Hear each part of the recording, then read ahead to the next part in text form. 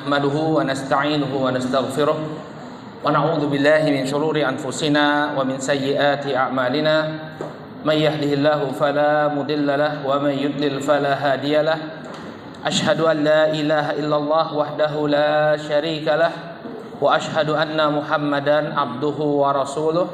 Allahumma salli wa sallim ala nabiyyina Muhammad wa ala alihi wa sahbihi wa man ittaba'a hudahu ila yaumiddin, amma ba'd. Ibu-ibu yang semoga senantiasa dirahmati oleh Allah, assalamualaikum warahmatullahi wabarakatuh. Alhamdulillah, puji dan syukur tak henti-hentinya kita panjatkan kepada Allah Subhanahu wa taala atas segala nikmat yang telah Allah Subhanahu wa taala anugerahkan kepada kita semua, terutama nikmat taufik dan hidayahnya, sehingga sampai saat ini kita masih bisa melaksanakan amalan ketaatan kepada Allah. Mudah-mudahan Allah Subhanahu wa taala senantiasa menganugerahkan keistiqomahan sampai akhir kehidupan kita. Amin ya rabbal alamin. Apalagi sebentar lagi ya ibu-ibu, kita akan memasuki bulan Ramadan ya. Banyak-banyak meminta kepada Allah ya, mudah-mudahan Allah Subhanahu wa taala menyampaikan kita ke bulan Ramadan dan kita bisa mengisi bulan Ramadan dengan amalan ketaatan kepada Allah, sehingga ketika keluar dari bulan Ramadan dalam keadaan kita semua diampuni. Amin ya rabbal alamin. Salawat serta salam semoga senantiasa tercurah kepada junjungan kita Nabi Muhammad, kepada keluarga, para sahabat dan pengikut beliau hingga akhir zaman. Ibu-ibu yang dirahmati oleh Allah, termasuk aktivitas yang biasa kita lakukan dalam setiap hari adalah tidur. Dan pada hakikatnya seseorang itu ketika dia bisa tidur dengan nyenyak, tidur dengan nyaman, itu merupakan nikmat yang sangat besar sekali dari Allah Subhanahu wa taala. Terkadang kita itu lupa bahwa tidur itu adalah nikmat. Taunya tidur itu nikmat ketika kita nggak bisa tidur. Ada orang yang datang nih ke rumah sakit JIH cari dokter ya, ngomong ke dokternya, kenapa ini, ada apa? Saya nggak bisa tidur dok ya. Diperiksain sarafnya. Nah ini menunjukkan kalau tidur itu sebuah kenikmatan ya. Tapi jangan tidur nggak bangun-bangun, itu beda. Jadi tidur itu sebuah nikmat. Ya, Allah Subhanahu wa taala menyebutkan tentang nikmat tidur ini dalam Al-Qur'an, wa ja'alna naumakum subata. Kami yang telah menjadikan tidur itu sebagai kalian untuk tempat istirahat, waktu kalian istirahat. Artinya waktu untuk mengumpulkan energi. Ya. Makanya ibu-ibu, kalau ibu-ibu tuh capek ya dari perjalanan jauh, pulang dari safar, umroh, itu sebenarnya untuk memulihkan kembali fisik kita, yang paling pas adalah tidur. Ya, saya pernah nonton videonya Habib Nurmagomedov, biasa ya, laki-laki suka ya lihat jagoan-jagoan itu. Beliau ditanya oleh seorang reporter, kamu itu kalau habis tanding atau habis latihan itu gimana biar hilang capeknya? Kata beliau tidur. Ya. Saya tidur, saya nggak pakai terapis, tukang pijet, saya nggak pakai apa, tidur saja. Ternyata memang dalam Al-Quran disebutkan ya, subatan, tempat istirahat, artinya tempat mengumpulkan energi, tempat kita untuk mengembalikan fisik kita. Ya. Walaupun ketika saya tanya teman-teman yang memang orang-orang olahraga, dia mengatakan ya bisa, ya tidur itu memang bisa untuk merelief kondisi kita, mengembalikan kondisi kita. Tapi kadang butuh pijetan, ya. Kenapa pijetan itu? Untuk mempercepat pemulihan. Ya, ketika otot-otot yang mungkin kaku itu dipijat, itu lebih mudah. Walaupun kalau kita tidur saja, itu lama-lama juga bisa hilang capeknya. Nah, ini menunjukkan bahwa tidur itu merupakan sebuah kenikmatan. Nah, kemudian hendaknya seorang muslim ketika tidur dia melakukan adab-adab yang dianjurkan atau yang diperintahkan oleh Rasulullah SAW. Para ulama menjelaskan kenapa kita itu dalam melakukan kegiatan kita sehari-hari perlu bagi kita untuk mengikuti adab-adab Islami yang diajarkan dalam agama kita. Mereka menyebutkan beberapa alasan. Yang pertama, karena sebaik-baik petunjuk itu adalah petunjuk Nabi kita Muhammad Sallallahu Alaihi Wasallam. Nabi Alaihi Salatu Wasallam dalam setiap khutbahnya beliau mengatakan, wa khairul hadi hadi Muhammadin Sallallahu Alaihi Wasallam. Dan sebaik-baik petunjuk adalah petunjuknya Muhammad Sallallahu Alaihi Wasallam. Sehingga ketika seorang muslim dia menjalankan aktivitasnya, ketika dia makan, minum, kemudian dia mandi, dia berganti pakaian, kemudian dia keluar dari rumahnya, ketika dia safar, semuanya mengikuti adab yang diajarkan oleh Rasulullah, maka pada hakikatnya dia telah mendapatkan petunjuk yang terbaik. Dan itu terbukti. Misalnya Nabi alaihi salatu wasallam ya, itu ada sunnah beliau yang mungkin ditinggalkan oleh sebagian orang. Ketika bangun dari tidur, Nabi SAW itu tidak langsung bangkit berdiri, tapi beliau bangkit ya dari tempat tidurnya, duduk, kemudian membaca 10 ayat terakhir dari surat apa? Ali Imran. Surat Al-Baqarah panjang. Ali Imran. Ya. Ini petunjuknya Nabi SAW ya, ketika bangun dari tidur. Nah, ternyata menurut penelitian ya kesehatan, saya pernah dengar ceramahnya dokter Zainal Abidin Sofra. Beliau dosen di Zainal Muttaqin. Oh ya Bu, jazakallah khair. Zainal Muttaqin ya. Ini kalau tangga dewe lah, ingat Bu. Tetangga saya beliau. Ya. Beliau itu bilang, ya kalau tidur itu tidak boleh memang kita langsung bangkit. Kenapa? Jantung itu butuh persiapan. Ya, jadi ketika tidur kita rileks dulu, zikir dulu ya Kak. Baca doa dulu, baca 10 ayat terakhir dari Ali Imran, baru kemudian berwudu. Ya itu kan tahap-tahapan itu, nggak langsung makjelek gitu. Coba kalau orang bangun tidur ya, kayak kita kan kalau ada alarm titit langsung bangun gitu ya. Itu jantungnya langsung dipaksa untuk apa? Untuk berdetak dengan kencang. Nah, ini salah satu contoh saja yang menunjukkan bahwa petunjuk Rasulullah adalah petunjuk yang terbaik. Kemudian beliau alaihissalam, contoh lain lagi, itu kalau tidur ya disunnahkan untuk bersandar pada bagian kanan. Itu juga ternyata kata ilmu kedokteran itu juga bagus karena jantung kita nggak tertekan. Jadi kita sebetulnya nggak perlu ada penelitian demi penelitian. Ya udah ngikut petunjuknya Nabi SAW. Insya Allah hidup kita akan semakin lebih baik. Kesehatan kita akan lebih terjaga.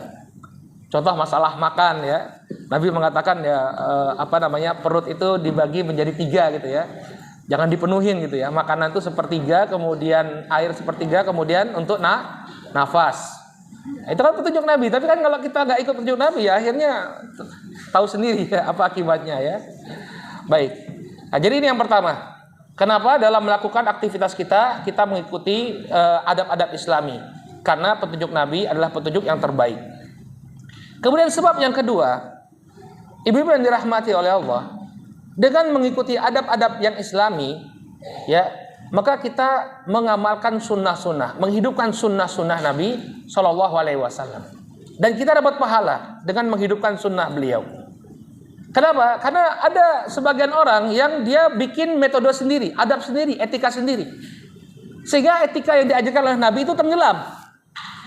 Ya, misalnya kita tahu dalam cara makan ada etiket ya. Misalnya sendoknya di sini ada apa? Ada garpunya dulu, ada pisaunya dulu, ada sendoknya dulu. Tahu nggak ibu-ibu? Ada kayak seperti itu ya, etiket makan gitu, table manner gitu ya. Nah, orang-orang setiap bangsa, setiap negara dia ada budaya sendiri. Ya, yang ini kalau dikerjakan atau dibiasakan, nanti sunnah Nabi itu hilang. Sunnah Nabi itu hilang. Tapi kalau kita menghidupkan sunnah Nabi, maka sunnah Nabi itu akan tetap kekal berada di tengah-tengah manusia, dan ini akan membuat kita diberi pahala. Terlebih lagi ketika sunnah-sunnah itu semakin terasing. Orang nggak tahu lagi etiketnya tidur itu seperti apa. Pokoknya nek ngantuk, mak beleng langsung jerk, ngerorok langsung. Ya. Padahal ada etika-etika yang diajarkan dalam Islam. Nah, kita hidupkan itu. Maka kalau kita menghidupkan sunnah, kita dapat pahala. Kemudian yang ketiga, kenapa kita ketika melakukan aktivitas kita ikuti adab-adab yang Islami ini, kita berharap dari sunnah-sunnah tadi kita dapat pahala untuk memperberat timbangan amalan kebaikan kita. Para ulama menyebutkan bahwa salah satu fungsi kita melaksanakan sunnah, ya itu kan sunnah. Sunnah dalam artian kalau tidak kita kerjakan pun kita nggak berdosa, ya nggak? Ibu kalau tidur nggak ngadep kanan, dosa apa enggak? Nggak dosa. Ibu nggak baca doa sebelum tidur, dosa apa enggak? Nggak dosa. Tapi kalau ibu baca, dapat pahala nggak? Dapat pahala. Ya, makanya ad-dunya darul amal. Yang namanya dunia itu adalah tempat kita beramal. Jadi dari sekecil apapun, ya sekecil apapun potensi yang bisa menambah timbangan amalan kebaikan kita, kita lakukan. Dan itu gampang sekali, mungkin tinggal baca doa Bismikallahumma amutu wa ahya, dapat pahala.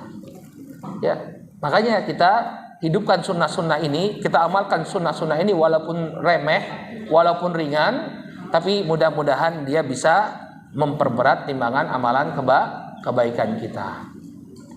Kemudian faedah yang keempat, saya dengar langsung dari Syekh Abdul Razak bin Abil Muhsin Al-Badr ketika beliau mengajarkan kitab Riyadhus Shalihin di Masjid Nabawi. Beliau mengatakan dengan mengikuti adab-adab Islami yang diajarkan oleh Rasulullah, maka hidup kita akan lebih barokah. Kegiatan kita akan lebih barokah. Semua yang kita lakukan akan membawa kebaikan. Sebagai contoh saja, ya, ketika seseorang dia bertasbih, ya, dia bertakbir 34 kali, bertahmid 33 kali, kemudian bertasbih 33 kali sebelum tidurnya, ya, maka dia di antara keberkahan yang dia dapatkan, dia akan mendapatkan energi yang lebih untuk melakukan amalan aktivitas dia.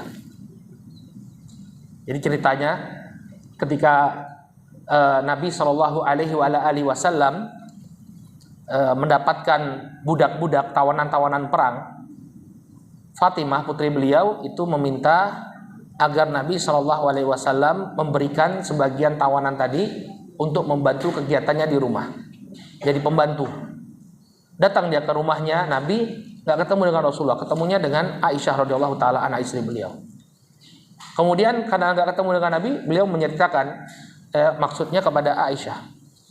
Kemudian Fatimah meninggalkan rumah Rasul Shallallahu Alaihi Wasallam. Begitu Nabi pulang, ya, maka ibunda Aisyah ngomong kepada Nabi, tadi ada Fatimah minta agar diberikan pembantu. Nah, tapi kemudian Nabi Shallallahu Alaihi Wasallam lebih memprioritaskan para sahabat Ahlus Suffah. Nah, apalagi ini Ahlus Suffah, ya. Ahlus Suffah itu para sahabat yang tidak punya rumah. Mereka tinggalnya di Masjid Nabawi di bagian belakang. Seperti Abu Hurairah, Abu Musa Al-Asy'ari. Mereka ketika itu hijrah dari negerinya ke Madinah, belum punya pekerjaan. Maka rencananya Nabi, tawanan-tawanan tadi akan dijual sebagai budak, kemudian uangnya diambil untuk membiayai Ahlus Suffah. Kalau pembantu bagi Fatimah sifatnya tidak darurat, dia masih bisa mengerjakan aktivitas dia sebagai ibu rumah tangga walaupun agak berat tanpa kehadiran pembantu. Tapi Ahlus Suffah tidak punya pekerjaan, perlu disupport untuk sementara waktu oleh Rasulullah Shallallahu Alaihi Wasallam. Maka Rasulullah datang ke rumahnya Fatimah. Ketika itu Fatimah sedang tidur bersama Ali bin Abi Thalib. Maka kemudian Nabi Shallallahu Alaihi Wasallam mengatakan, maukah kalian aku tunjukkan dengan sesuatu yang lebih baik daripada keberadaan pembantu? Ya, apabila kalian akan tidur, maka bertakbirlah 34 kali, bertahmidlah 33 kali, bertasbihlah 33 kali. Ini menunjukkan bahwa takbir, tahmid dan tasbih ini boleh dibolak-balik, ya ibu-ibu, ya. Jadi kan kalau kita biasanya tasbih dulu, ya. Tasbih dulu 33 kali, tahmid 33 kali, baru takbir 33 kali. Ini dibolak-balik boleh, ya. Jadi takbir dulu 34 kali, kemudian tahmid 33 kali, tasbih 33 kali, sehingga genap 100. Ini lebih baik daripada keberadaan pembantu. Ini kata para ulama, ya, amalan ini, wirid ini, kalau kita amalkan, maka kita akan mendapatkan tambahan kekuatan. Kenapa? Karena Nabi mengajarkan ini kepada Fatimah, karena Fatimah itu mengeluhkan, ya, keletihan yang dia alami untuk mengurusi keluarga beliau. Bikin roti. Ya, orang dulu bikin roti. Kan orang Arab itu makannya roti. Kalau mau bikin roti, mereka harus menggiling gandum dulu. Jadi gandum itu biar awet, disimpan dalam bentuk biji-bijian. Kemudian digiling dulu, ya jadi biji, kemudian bijinya digiling lagi untuk menjadi tepung, kemudian tepungnya dibikin adonan, kemudian dibakar, baru jadi roti. Itu kegiatan wanita Arab sehari-hari. Sebenarnya sama juga dengan leluhur kita zaman dahulu ya. Leluhur kita zaman dahulu, mana mereka menyimpan beras? Mereka nggak nyimpan beras, mereka menyimpan padi. Kemudian ditumbuk pakai alu, ya nggak Bu? Baru kemudian dimasak. Repot baik, zaman dahulu repot sekali. Ya. Nah, Nabi ajarkan tadi itu zikir tadi, sehingga apa? Fatimah tidak lagi merasakan kecapaian. Dan itu kami amalkan. Ya, jadi waktu belajar di Yaman ada tugas wajib bagi para santri. Setiap habis sholat duhur, ya kami harus kerja, bukan kerja rodi, bukan kerja paksa, tapi bukan juga kerja sukarela, tapi harus kerja. Ya, harus kerja untuk ikut membangun masjid yang baru. Jadi makan siang itu tidak akan diberikan kecuali pekerjaan udah selesai. Tentu ini akan membuat capek ya, bikin capek. Tapi kemudian diajari zikir ini. Zikir dalam hadisnya Fatimah tadi diajari oleh salah seorang syekh. Coba ini amalkan biar kalian gak capek. Dan ternyata Masya Allah manjur sekali. Ya, walaupun kita kerja malamnya tetap bisa untuk belajar, gak capek sama sekali. Jadi ibu-ibu kalau capek coba diamalkan tadi zikir sebelum tidur. Nah inilah hikmahnya kenapa kita perlu mempraktekkan adab-adab Islami dalam kehidupan kita. Maka serius ya, para ulama itu menulis kitab-kitab adab. Yang mereka tulis itu bukan hanya kitab-kitab akidah atau kitab-kitab fikih, tapi juga kitab-kitab adab. Tujuannya agar apa? Agar meraih apa yang kita sebutkan tadi.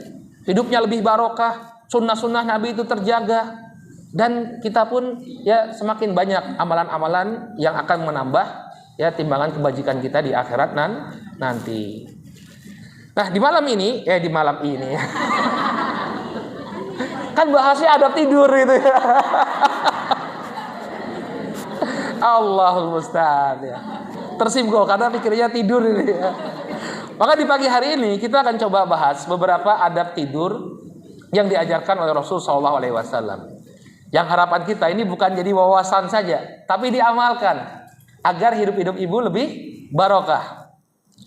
Maka di antara adab yang diajarkan oleh baginda Nabi SAW, yang pertama, tidur di awal waktu. Jadi idealnya ba'da sholatil isya itu kita langsung tidur. Idealnya begitu. Ya. Tapi kalau ibu-ibu rata-rata tidur jam berapa, Bu? Jam 9, setengah 10. Nunggu dunia dalam berita dulu. Iya. Kalau bapak saya rahimahullah dulu ba'da isya, ya habis sholat isya itu langsung tutup pintu pagar, pintu rumah, langsung istirahat, ya sehingga bangunnya bisa lebih awal. Nah ternyata memang itu sesuai dengan sunnah. Jadi Nabi SAW dalam hadis riwayat Bukhari dan Muslim dari sahabat Abu Barzah al-Aslami radhiyallahu taala anhu, beliau mengatakan anna Nabiya SAW yakrahun nauma qabla al-isya wal haditha ba'daha. Bahwa Nabi SAW itu tidak suka ya atau membenci orang itu tidur sebelum sholat isya dan ngobrol setelahnya. Ya, jadi sebelum sholat isya tidak boleh tidur. Kenapa? Karena kalau tidur dia bisa kebablasan, ketinggalan sholat isya. Nah setelah sholat isya Nabi tidak terlalu suka kalau orang itu ngobrol. Ya, kalau dijadikan kebiasaan pokoknya habis sholat isya nongkrong dulu, ngobrol dulu, apalagi sampai begadang malam. Apalagi kalau begadangnya tidak ada artinya. Ya. Ya, kalau begadang ada manfaatnya ya. Kadang-kadang Nabi juga begadang bersama Abu Bakar dan Umar. Apa? Musyawarah, memikirkan umat. Ya. Tapi kalau tidak ada hajat, bukan satu hal yang penting, cuma nongkrong dan menghabiskan waktu, maka sebaiknya ya setelah sholat isya kita langsung tidur. Ustadz itu bagaimana Rasulullah ngobrol sama istri beliau? Iya, kalau ada manfaatnya tidak jadi masalah. Seperti ketika Nabi SAW ngobrol sama ibunda Aisyah, itu kata para ulama terjadinya sebelum tidur, pada sholat isya. Aisyah itu pernah bercerita tentang macam-macam pria. Pernah nggak dengar hadisnya yang panjang itu? Ya, ada sekelompok wanita, wahai Rasulullah, yang membicarakan suami-suami mereka. Ya, ada suamiku ya, kaya tapi lemah syahwat gitu ya. Ada suamiku yang begini. Iya, itu perlu dibahas di majelis duha sahaja itu ya. Tipe-tipe suami. Nah, itu panjang sekali itu. Tapi Nabi itu dengerin saja, dengerin Aisyah cerita. Nah, kalau ada kegiatan apa pembicaraan itu bermanfaat, nggak jadi masalah. Tapi kalau cuma ngobrol doang, nggak ada manfaat, maka yang demikian lebih baik ditinggalkan. Ya, kalau kita nggak ngobrol, Ustadz scrolling gitu ya. Ya, kebanyakan kita apa? Sebelum tidur scrolling dulu, lihat status temennya gitu ya. WA-nya kemana, nanti kasih jempol gitu. Ini sebenarnya kata para ahli kesehatan kurang baik sebenarnya. Karena attachment kita ke gadget itu akan menghambat kita dalam tidur kita. Jadi tidurnya malah semakin sulit. Ya, tidurnya malah semakin sulit. Beda dengan baca buku kata mereka. Ya kalau baca buku itu rileksnya cepat. Ya baru 1/4 paragraf udah. Tapi kalau scrolling nggak sadar. Wih jam 12. Scrolling habis waktunya. Maka yang sunnah itu adalah setelah sholat isya tidur, kecuali kalau ada hajat ya. Ini sunnah yang susah saya kerjakan. Kenapa? Habis ngajar sholat isya ya, biasanya diajak makan. Nah, ini parah ini ya. Habis isya bukannya tidur tapi malah makan. Jangan ditiru, ini kebiasaan buruk ya. Kemudian sunnah yang kedua atau adab yang kedua, hendaknya kita tidur dalam keadaan berwudu. Suara apa ya? Oh, Polda. Ya, ini daerah strategis betul. Mall, rumah sakit, Polda. Ya. Jadi kalau ada penjahat ketangkap di mall, langsung dibawa ke rumah sakit itu. Baik. Adab yang kedua berwudu ya. Jadi kita tidur dalam keadaan berwudu. Dalam hadis yang diriwayatkan oleh Imam Al-Bukhari dan Muslim, Nabi SAW mengatakan, "Idza ataita madja'aka fatawadda wudu'aka lis-shalah." Kata beliau alaihi salatu wasalam, apabila kalian hendak mendatangi pembaringan kalian, artinya kalian ingin tidur, maka berwudulah sebagaimana wudu kalian untuk salat. Jadi kita tidur dalam keadaan suci. Ya, ini sunnahnya. Ya. Jadi berwudu ya ibu-ibu ya. Kalau ibu-ibu biasanya ngapain? Cleansing gitu ya. Sebelum tidur pakai apa? Pembersih wajah gitu dulu ya. Ya, wudu dulu ya. Wudu dulu apa pakai cleansing dulu? Pakai krim malam dulu apa wudu dulu?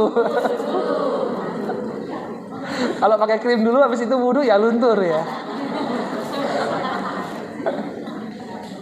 Intinya bahwa apa?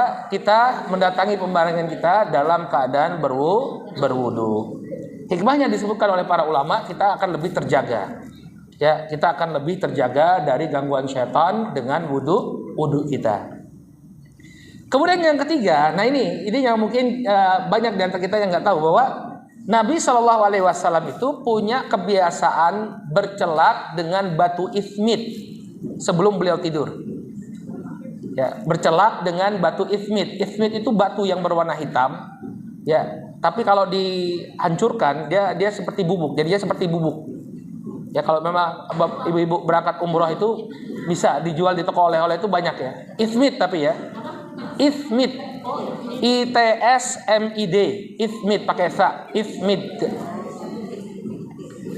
Ya. Abdullah bin Umar dalam hadis yang diriwayatkan oleh Imam Ibnu Majah, beliau mengatakan, anna Nabiyya sallallahu alaihi wasallam kana yaktahilu bil ithmid kulla lailatin qabla an yanam fi kulli ainin thalatha amyal. Kata Abdullah bin Umar, kebiasaan Nabi sallallahu alaihi wasallam setiap kali beliau akan tidur, beliau bercelak dengan batu ithmid. Setiap mata mendapatkan 3 kali goresan. Jadi kan ibu-ibu paham kan kalau bercelak itu kan ada tusuk seperti tusuk gigi itu ya. Tapi jangan dicolokin ke mata, jangan ya. Digoreskan. Jadi mata kita tuh mejem, kemudian digoreskan di antara 2 kelopak mata yang sedang terpejam. 1 kali. Nah, kata para ulama, caranya bisa dengan dua cara. Pertama kanan 3 kali, 1, 2, 3, baru kiri 3 kali, 1, 2, 3. Atau kanan sekali, kiri sekali, kemudian yang kedua kanan, kedua kiri, ketiga kanan, ketiga kiri. Dua-dua cara itu bisa dilakukan. Tapi ingat ya, dari batu ismit. Kenapa? Dari batu ismit, karena batu ismit ini dia punya khasiat untuk mengeluarkan kotoran mata. Ya, kalau mereknya Revlon beda lagi. Batu ismit, ya. Kenapa? Dia bisa mengeluarkan kotoran mata, sehingga ketika orang itu terbangun, nanti akan numpuk kotoran mata dan matanya akan terasa lebih segar. Ya, akan terasa lebih segar ketika dia tidur dalam keadaan bercelak. Itu khasiat dari batu ismit. Ya. Kemudian yang keempat, sunnah juga sebelum tidur disunahkan bagi kita untuk mengibaskan kain ke tempat tidur. Jadi tempat tidur kita itu terasa lebih nyaman dan bersih. Ya, kadang kan kita mungkin anak-anak main, ada makanan atau ada mainan yang itu kalau kita tidak singkirkan dari tempat tidur kita akan menyebabkan kemudorotan. Ya, bangun-bangun dikerumuni semut misalnya. Atau bahkan jangan anak-anaknya, kadang-kadang ibu-ibu juga ya, bawa cemilan sambil scrolling HP di atas tempat tidur. Masih ada itu bekas kelapa-kelapanya itu, makan kelpon gitu ya. Bangun-bangun tubuhnya bengkak-bengkak. Kenapa? Dikerumuni semut. Maka disunahkan ya untuk kita untuk mengibaskan kain ke atas tempat tidur kita. Dan itu boleh digantikan misalnya pakai apa? Sapu lidi. Ya, pakai sapu lidi. Jadi sapu lidi itu bukan hanya untuk mukul anak ya, tapi untuk membersihkan kotoran di atas tempat tidur. Kan orang zaman dahulu itu gitu kan pendidikan kita ya enggak? Terutama untuk anak laki-laki. Ya mau pilih apa? Tepuk kasur, sapu lidi apa ikat pinggang gitu ya.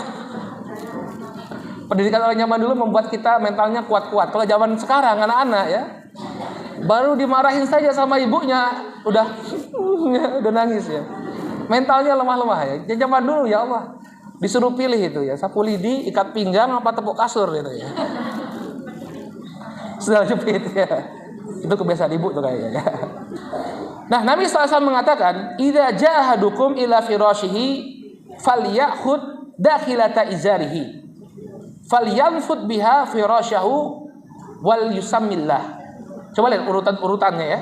Apabila salah seorang di antara kalian ya akan tidur, maka hendaknya dia mengambil bagian dalam sarungnya. Ya. Itu kata para ulama karena kan dulu orang pakai sarung ya. Kenapa bagian dalam sarungnya yang dipakai? Karena bagian dalam itu lebih bersih.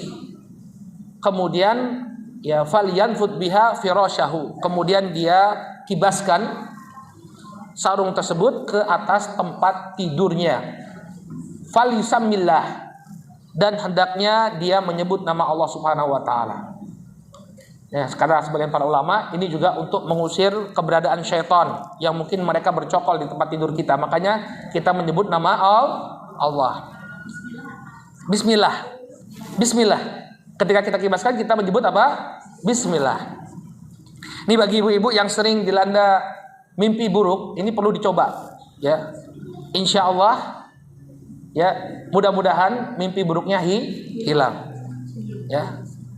Jadi dengan mengibaskan kain ke atas tempat tidur dengan mengucapkan nama Allah Subhanahu wa taala. Fa innahu la ya'lam ma khalfahu ba'dahu, karena dia tidak tahu ma khalfahu ba'dahu, apa yang sebelumnya telah tertinggal di sana. Ya, enggak tahu. Kata para ulama, ada penjelasannya. Ini kemungkinan besar terjadi di masa Nabi. Ketika itu lampu-lampu penerangan belum seterang sekarang.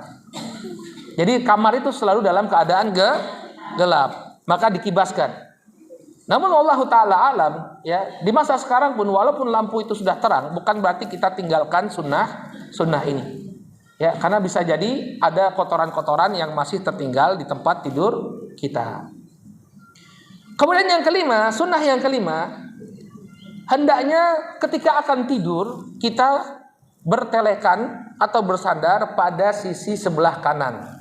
Jadi tidurnya itu ngadep sebelah kanan. Nabi SAW ya mengatakan istoji ala shikkikal aiman. Hendaknya kalian itu berbaring di atas tubuh sebelah kanan. Nah ini yang kita sebutkan tadi. Ada hikmah kesehatan di balik perintah Nabi SAW. Kalau tidurnya di sebelah kanan, kan jantung kita itu berada di sebelah kiri. Ya kalau ibu periksa jantung itu sebelah kiri nih. Deg-deg ya, deg-degan gitu ya. Deket ibu-ibu jadi deg-degan gitu ya. Sebelah sini. Nah kemudian tidur kita sebelah kanan sehingga jantung itu tidak mendapatkan tekanan. Ya, tidak mendapatkan tekanan sehingga lebih sehat ketika seseorang itu tidur dengan menghadap sebelah kanan. Nah kalau kemudian dia dalam tidurnya dia nggak bisa ajak sebelah kanan terus jadi masalah. Yang penting di awal dia sudah memulai tidurnya dari sebelah kanan dengan menghadap sebelah kanan. Kemudian adab yang keenam, hendaknya kita tidak tidur telungkup. Dari sisi agama, tidur telungkup itu tidak diperbolehkan karena itu meniru kebiasaan para penghuni neraka. Jadi di dalam neraka nanti, para penghuni neraka mereka akan tidur dalam keadaan disiksa, itu posisinya dalam keadaan telungkup. Dalam hadis yang diriwayatkan oleh Imam Abu Dawud dan disebutkan pula oleh Imam At-Tirmidzi dalam Syama'ilun Nabi, ya. Ketika itu ada sebagian sahabat yang tidur dalam keadaan telungkup. Lalu ditegur oleh Nabi SAW, dibangunkan oleh Nabi SAW. Kemudian beliau mengatakan, innaha doj'atun yubghiduhallahu azza wajal. Ini adalah ya tata cara tidur yang membuat Allah Subhanahu wa taala murka. Ya, tidur tengkurap ini ya kata Nabi SAW adalah tidur yang dimurkai oleh Allah Subhanahu wa taala. Ya. Berarti kalau tidur telungkup tidak boleh. Kalau tidur telentang boleh nggak? Nggak boleh juga. Bahaya, ibu telentang nggak boleh ya. Tidur telentang ya nggak boleh ya. Akan memudaratkan. Tang tahu nggak tang ibu? Catut. Nggak kena ini kan nih, joknya nggak kena nih ya. Ya jadi tidur telungkup nggak boleh, tidur telentang juga nggak boleh. Kalau terlentang boleh ya. Kalau terlentang boleh, tapi kalau telentang nggak boleh. Ya, keselak soalnya. Ya.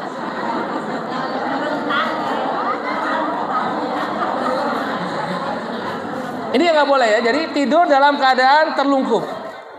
Tapi apakah hukumnya sampai ke haram? Tidak ya. Hukumnya dikatakan oleh para ulama, hukumnya makruh.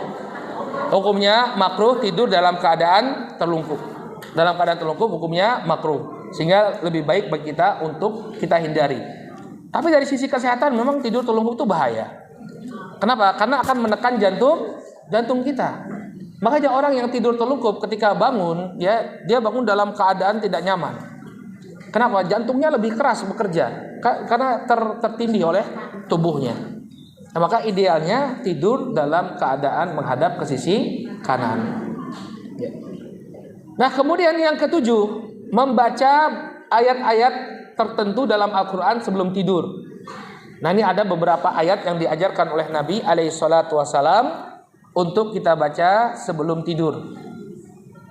Ustadz, apakah ini harus kita baca semua? Idealnya ya dibaca. Ya, idealnya dibaca. Jadi sebelum tidur itu cukup banyak kegiatan kita ya, cukup sibuk kita. Karena kalau ingin dibaca semua itu cukup panjang ya, bisa jadi sebelum tidur itu setengah jam sendiri. Atau bisa juga diganti-ganti.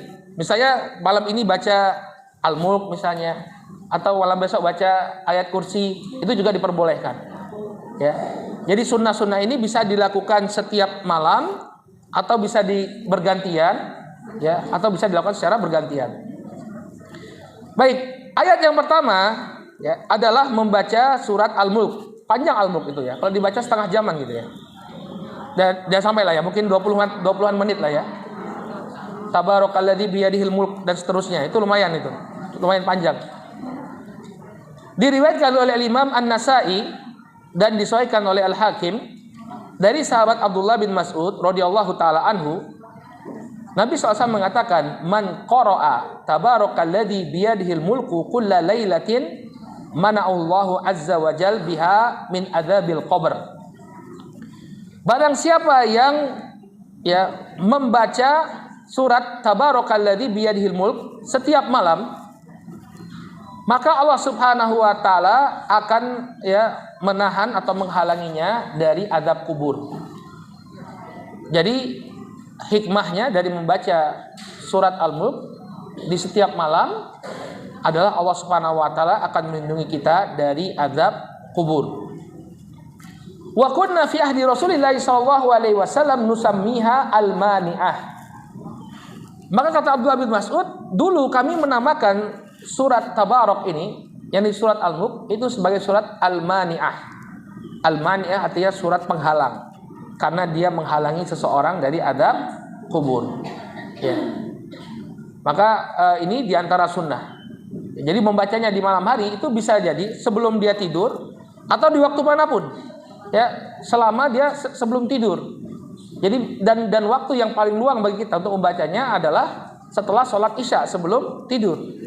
Karena kebiasaan kita setelah sholat maghrib ada saja kegiatan yang harus dilakukan. Tapi setelah sholat isya kita sudah siap-siap sebelum tidur. Maka sebelum tidur kita baca apa? Surat Al-Mulk. Jadi ini yang pertama, surat yang disunahkan untuk dibaca yaitu surat Al-Mulk. Kemudian yang kedua, surat yang disunahkan juga untuk dibaca adalah surat Al-Mu'awwidhatain dan surat Al-Ikhlas. Bahasa gampangnya 3 qul. Qul huwallahu ahad. Kemudian qul a'udzu birabbil falaq dan qul a'udzu birabbin nas. Ini dibaca sebelum tidur. Dalam sebuah hadis yang diriwayatkan oleh Imam Al-Bukhari dari Ibunda Aisyah radhiyallahu taala anha, beliau mengatakan, "Kana idza awa firasyahu kulla lailatin jama'a kafaihi thumma nafatha fihima." Coba perhatikan bagaimana prakteknya. Dahulu Nabi Shallallahu alaihi wasallam apabila beliau akan tidur, beliau mengumpulkan 2 telapak tangan beliau. Thumma nafatha fihima. Kemudian beliau melakukan an-nafath. An-nafath itu adalah meniup dengan disertai sedikit percikan ludah. Makanya kurang tepat kalau bukan sembur juga, Bu. Ini saya praktekkan caranya. Ya. Dikumpulkan tangannya, kemudian ditiup, tapi ada percikan lidah sedikit. Ya. Jadi meludah sebenarnya, dengan meniupkan angin, cuma percikan ludahnya itu cuma sedikit. Makanya an-nafath itu bagusnya tidak diterjemahkan. An-nafath kemudian baru dijelaskan an-nafath itu apa. Ya, karena sebagian orang menerjemahkannya dengan meludah. Maka apa yang dilakukan oleh ibu-ibu? Hakcuh, ya. Yang namanya meludah itu kan hakcuh, ya. Padahal bukan seperti itu. Meniup dengan sedikit percikan ludah. Itu an-nafath. Nafathatil uqad dalam surat Al-Falaq itu. Ya, para penyihir wanita itu melakukan nafath pada buhul-buhul sihirnya. Nafath itu adalah meniup dengan sedikit percikan ludah. Ya. Kemudian faqara'a fihima. Kemudian di kedua tangan itu Nabi SAW membaca Qul huwallahu ahad, Qul a'udzu birabbil falaq, Qul a'udzu birabbin nas. Jadi Qul huwallahu ahad dibaca, Qul a'udzu birabbil falaq dibaca, kemudian Qul a'udzu birabbin nas. Ya. Nah, ini pertanyaannya sekarang, Ustadz, yang mana yang duluan? Apakah kita baca dulu 3 surat itu, kemudian baru kita meniup dengan sedikit percikan ludah, atau meniup dulu? Maka ini bahanul khilaf di kalangan para ulama. Ini diperselisihkan oleh para ulama. Ya, kalau melihat zahir hadisnya, yang dilakukan oleh Nabi Shallallahu alaihi wasallam adalah meniup dulu. Niup dulu baru kemudian membaca. Maka kata Syekh Muhammad bin Shalih Al-Utsaimin dalam Zadul Mustaqni, dalam Syahrul Mumti', al-amru wasi' kata beliau. Perkaranya luas. Boleh didahului dengan membaca dulu baru meniup, atau sebaliknya meniup dulu baru kemudian membaca. Tapi kalau sesuai dengan zahir hadis, ya, sesuai dengan zahir hadis, yang dilakukan oleh beliau adalah meniup terlebih dahulu. Cuma kalau dari sisi hikmah, kenapa sih Nabi itu meniup tangannya 3 kali? Meniup tangannya? Ya, itu kan tujuannya agar keberkahan dari bacaan tadi itu ya melekat di tangan beliau. Kenapa? Karena kemudian tangan ini apa yang dilakukan oleh beliau setelahnya? Beliau usapkan ke seluruh anggota tubuh beliau. Tsumma yamsahu bihima mastata min jasadihi biyadihi. Ya. Jadi Nabi SAW setelah beliau membaca itu, beliau usapkan tangannya itu ke seluruh anggota tubuh beliau. Makanya saya sebenarnya saya lebih mengambil zahir hadis ya. Tapi kata Syekh Muhammad bin Shalih Al-Utsaimin, al-amru wasi', perkaranya luas. Anda boleh meniup terlebih dahulu, baru kemudian membaca, atau membaca terlebih dahulu, kemudian baru meniup. Yang penting jangan mengusap dulu. Diusap baru baca, kebalik. Ya. Tapi kalau mau meniup dulu atau membaca dulu silahkan. Setelah itu baru diusap ke seluruh anggota tubuh. Ya. Ala ra'sihi wa wajhi wa ma aqbala min jasadihi. Kemudian beliau mengusap kepala beliau, mengusap wajah beliau. Kepala itu bagian atas ini. Kemudian wajah beliau dan seluruh bagian tubuh beliau. Yaf'alu dzalika 3 marrat. Kemudian beliau alaihi salatu wassalam melakukannya 3 kali. Jadi itu diulang. Ya, diulang 2 kali sehingga totalnya jadi berapa? 3 kali. Nah, ibu-ibu nih yang susah tidur, yang sering dapat mimpi buruk, coba ini diamalkan. Insya Allah ya berganti dengan mimpi yang baik insya Allah. Kemudian yang ketiga, di antara ayat Al-Quran yang juga disunahkan untuk dibaca sebelum tidur adalah ayat kursi. Ya, ayat kursi. Dalilnya adalah hadis yang diriwayatkan oleh Al-Imam Al-Bukhari dari sahabat Abu Hurairah. Jadi Abu Hurairah radhiyallahu taala anhu itu diperintahkan oleh Nabi SAW untuk menjaga ya zakat fitrah. Ya. Kemudian didatangi Abu Hurairah ya di malam hari oleh seorang pencuri, tangkap basah oleh Abu Hurairah. Kemudian dia mengucapkan banyak alasan, tolong ini keluarga saya butuh dan lain sebagainya. Akhirnya dibebaskan oleh Abu Hurairah. Ya. Tapi kata Abu Hurairah jangan kembali. Besoknya kembali lagi. Lalu kemudian dia sama melakukan hal yang sama. Dia katakan dia punya uzur dan lain sebagainya. Akhirnya dilepaskan oleh Abu Hurairah. Kemudian pada kali ketiga Abu Hurairah nggak mau ngelepasin. Kamu udah 2 kali diberi kesempatan, ini kali ketiganya mau ditangkap oleh Abu Hurairah. Namun kemudian dia mengatakan, ya orang tadi pencuri tadi mengatakan, maukah engkau aku ajari sesuatu?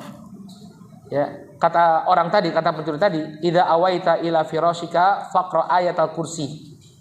Kalau kamu ingin tidur, kata si pencuri tadi, bacalah ayat kursi. Lan yazala alaika minallahi hafid. Maka setelah engkau membaca ayat kursi sebelum engkau tidur, Allah Subhanahu wa taala akan senantiasa menjagamu. Wala yaqrabuka syaitan hatta tusbih. Dan kamu tidak akan bisa didekati oleh syaitan sampai datangnya waktu pagi. Maka kemudian Abu Hurairah melepas pencuri tadi, kemudian beliau bercerita kepada Rasul sallallahu alaihi wasallam. Ya, jadi sebenarnya kali pertama itu beliau sudah cerita sama Nabi. Nabi mengatakan dia akan kembali. Kali kedua juga beliau cerita sama Nabi. Nabi katakan dia akan kembali. Baru kali ketiga Abu Hurairah cerita kepada Nabi. Nabi sallallahu alaihi wasallam mengatakan, "Shadaqaka wa huwa kadzub, dzaka syaitan." Dia telah berkata jujur. Benar apa yang dia sampaikan. Kalau orang itu baca ayat kursi, maka dia akan dijaga oleh Allah sampai datangnya waktu subuh. Ini benar. Wa huwa kadzub. Tapi jangan lengah. Dia ini seorang pendusta. Yang dia sampaikan memang benar, tapi dia pendusta. Dzaka syaitan. Dia ini sebenarnya adalah syaitan. Jadi Abu Hurairah mendapatkan faedah ini dari syaitan dan dibenarkan oleh Rasulullah Shallallahu Alaihi Wasallam. Maka ketika kita mendapatkan kebenaran, walaupun itu yang menyampaikan bukan orang Islam, kalau benar kita harus katakan benar. Nah, yang berkaitan dengan tema kita bahwa apa? Ayat kursi ketika dibaca oleh seseorang sebelum dia tidur, maka dia akan mendapatkan penjagaan dari Allah Subhanahu wa taala. Kemudian yang keempat, di antara ayat yang disunahkan untuk dibaca sebelum kita tidur adalah 2 ayat terakhir dari surat Al-Baqarah. Amanar rasulu bima unzila ilaihi min rabbihi wal mu'minun. Itu dan seterusnya sampai selesai. Sampai ayat terakhir dari surat Al-Baqarah. Dalam hadisnya Abu Mas'ud Al-Badri radhiyallahu taala anhu, Nabi SAW mengatakan, "Man qara'a bil ayatain min akhir suratil Baqarah fi lailatin kafatah." Barang siapa yang membaca 2 ayat terakhir dari surat Al-Baqarah setiap malamnya, maka dia akan diberikan kecukupan oleh Allah Subhanahu wa taala. Maksudnya Allah Subhanahu wa taala akan berikan penjagaan kepada dirinya.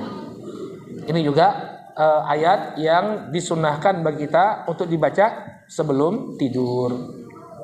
Ya. Mulai dari amanar rasul bima unzila ilaihi min rabbihi wal mu'minun, ya, sampai anta maulana fansurna alal qaumil kafirin. Baik, ini adab yang ketujuh, yaitu membaca beberapa surat dan ayat tertentu dari Al-Quran. Kemudian kita masuk ke adab yang ke-8. Selain membaca ayat, di sana juga ada zikir-zikir yang diajarkan oleh Nabi Shallallahu Alaihi Wasallam. Ya, kalau kita paling hafalnya Bismikallahumma amutu wa ahya. Ya, alhamdulillah kalau masih dibaca. Ya, ada cerita itu ya. Pasangan suami istri gitu ya. Jadi mereka nulis doa sebelum hubungan itu kan. Ditulis gitu ya. Kemudian dibaca sama anak, jadi kira anaknya doa sebelum tidur ya. Ya. Maka hati-hati ya. Jadi dikira anak doa sebelum tidur ya. Allahumma inni a'udzubika. Baik, doa yang pertama atau zikir yang pertama, Bismikallahumma amutu wa ahya. Ya. Dari Hudzaifah bin Yaman, karena Nabi sallallahu alaihi wasallam idza arada an yanam qala bismikallahumma amutu wa ahya. Dari sahabat Hudzaifah bin Yaman, hadisnya sahih dalam Sahih Al-Bukhari, bahwa Nabi sallallahu alaihi wasallam apabila beliau akan tidur, beliau mengucapkan bismikallahumma amutu wa ahya. Ya, dengan namamu ya Allah, aku mati dan aku hidup. Dalam sebagian riwayat ditukar, bismikallahumma ahya wa amut. Boleh ya, boleh amutu wa ahya atau ahya wa amut. Ya. Kemudian zikir yang kedua, ya, dalam hadis riwayat Bukhari dan Muslim, di antara zikir yang diajarkan oleh Nabi, Bismika Rabbi wada'tu janbi wa bika arfa'uh. Bismika Rabbi wada'tu janbi wa bika arfa'uh. Bismika Rabbi wada'tu janbi wa bika arfa'uh. Wa bika arfa'uh. In amsakta nafsi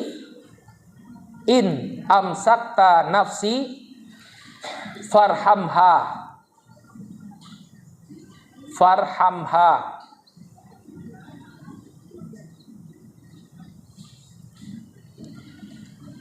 wa in arsaltaha fahfatha wa in arsaltaha fahfatha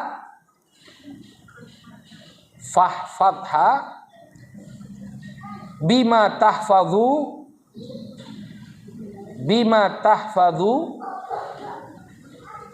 bihi ibadakas salihin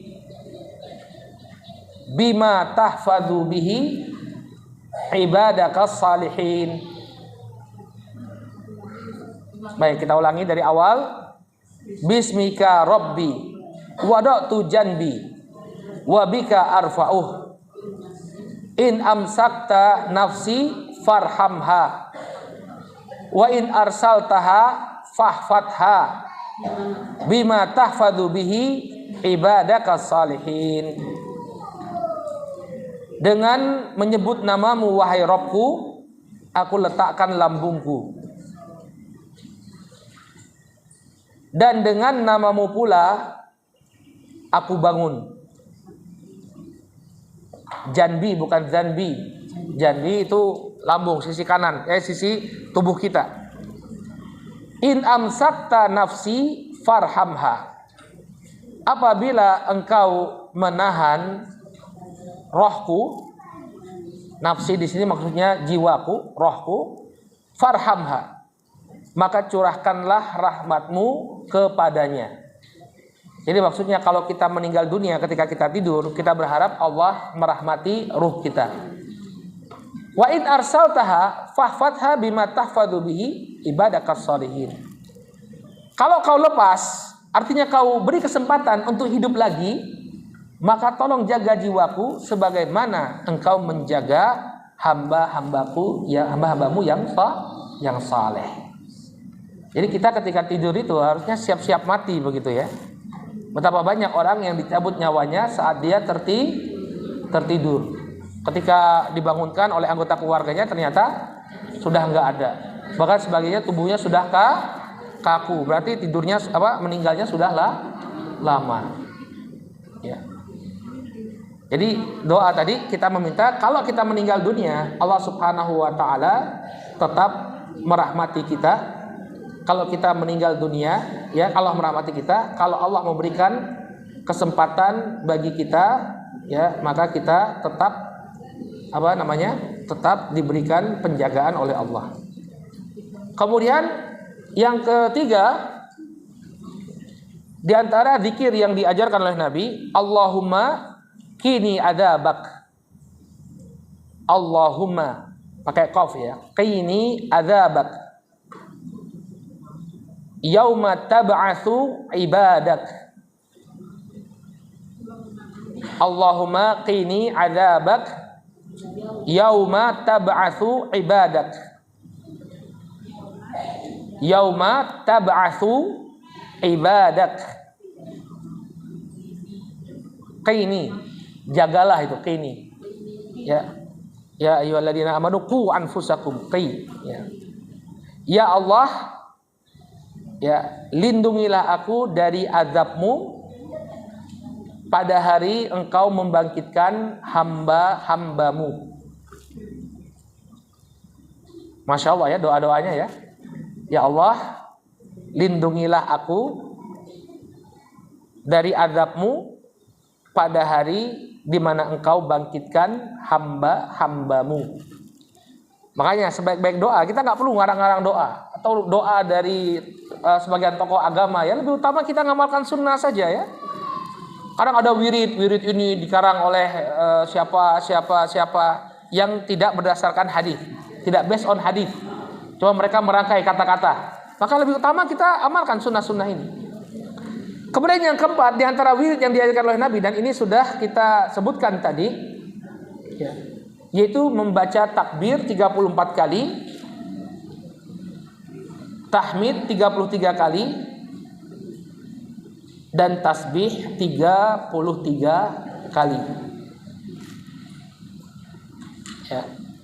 Dalilnya hadis Bukhari dari Aisyah, ya, kisah tentang Fatimah yang meminta pembantu. Nabi suruh mereka sebelum tidur baca takbir 34 kali, tahmid 33 kali, tasbih 33 kali.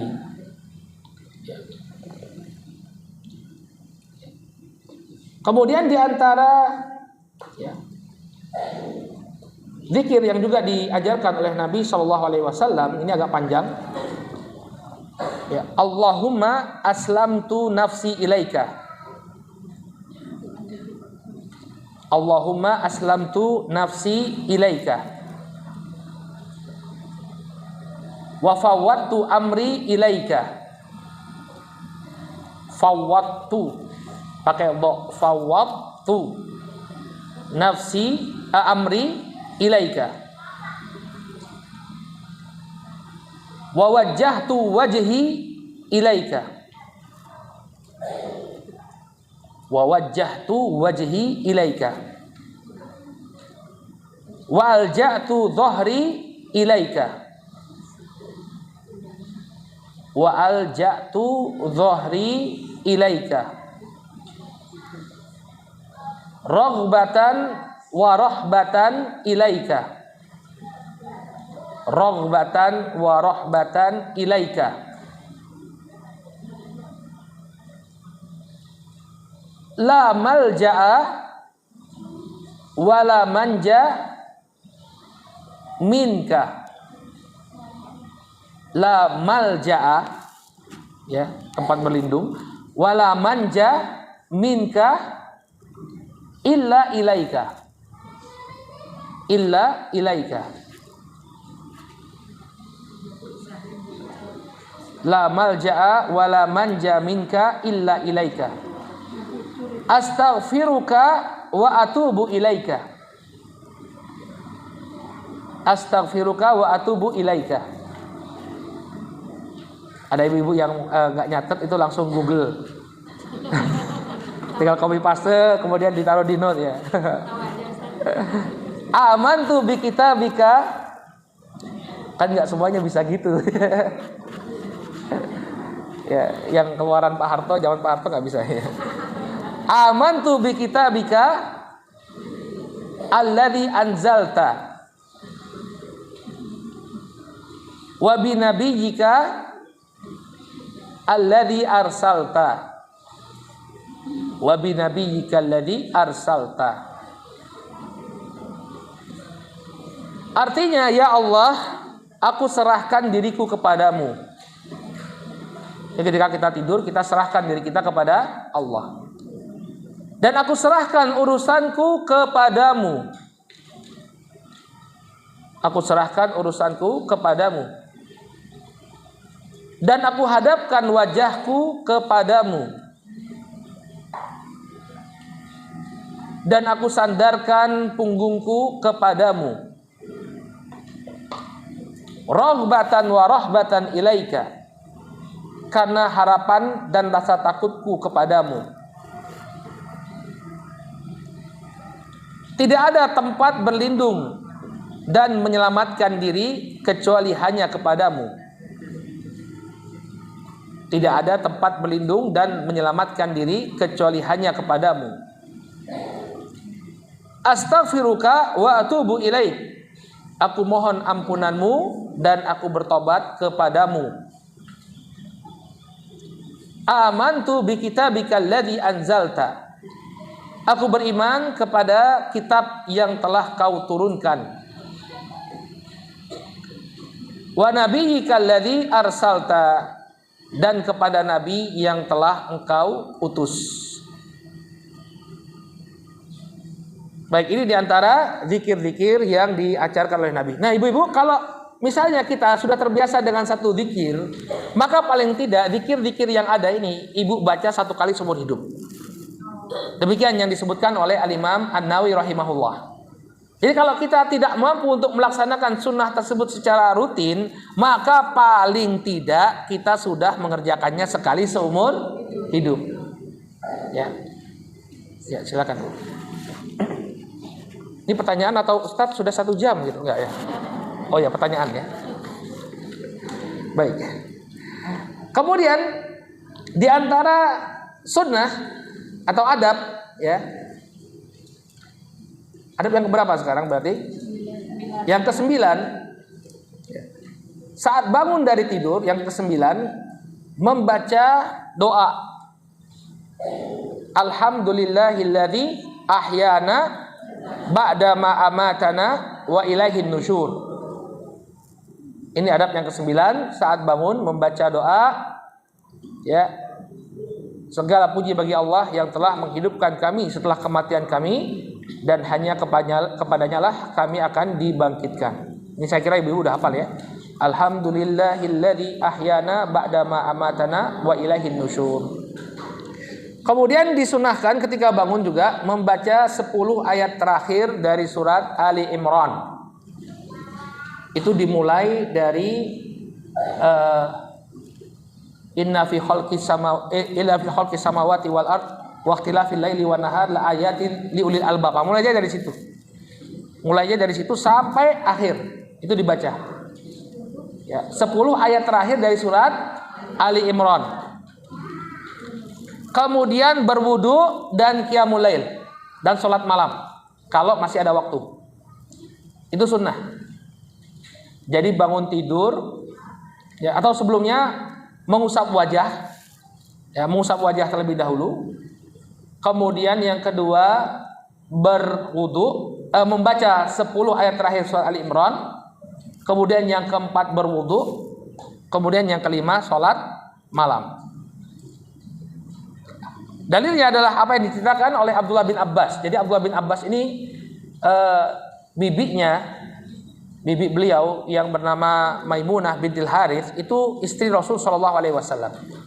Jadi Abdullah bin Abbas pernah nginep di rumahnya Maimunah. Nah kemudian beliau menyaksikan apa yang menjadi kebiasaan Nabi. Nabi bangun dari tidurnya, kemudian beliau mengusap wajahnya, jadi mengusap kantuknya.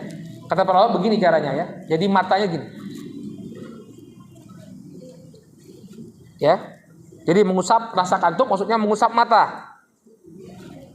Kemudian beliau membaca 10 ayat terakhir dari surat Ali Imran. Kemudian beliau bangkit mengambil air dari tempat penyimpanan air, lalu berwudu dengan sebaik-baiknya wudu. Kemudian beliau qiyamul lail. Ya. Hikmahnya bahwa syaitan itu membuat 3 ikatan. Setiap kali kita tidur, ya ada ikatan yang dibuat oleh syaitan. Apabila seseorang itu dia bangun lalu berzikir kepada Allah, hilang 1 ikatan. Kemudian ketika dia berwudu, lepas lagi 1 ikatan. Ibu untuk mempraktekkannya. Ya, selama itu diriwayatkan dengan riwayat yang sahih dari Nabi alaihissalam, maka silahkan untuk dibaca. Wallahu taala a'lamu bisawab. Baik, kita cukupkan dulu sampai di sini. Cukup ya? Cukup? Kita tutup dengan doa insyaallah. Bismillahirrahmanirrahim.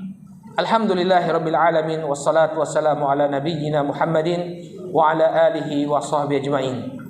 Allahumma ighfir lil muslimina wal muslimat wal mu'minina wal mu'minat al ahya'i minhum wal amwat bi rahmatika ya arhamar rahimin. Rabbana la tuzigh qulubana ba'da idh hadaitana wa hab lana min ladunka rahmah innaka antal wahhab. Rabbana atina fid dunya hasanah wa fil akhirati hasanah wa qina adzabannar. Subhana rabbika rabbil izzati amma yasifun wa salamun alal mursalin walhamdulillahi rabbil alamin.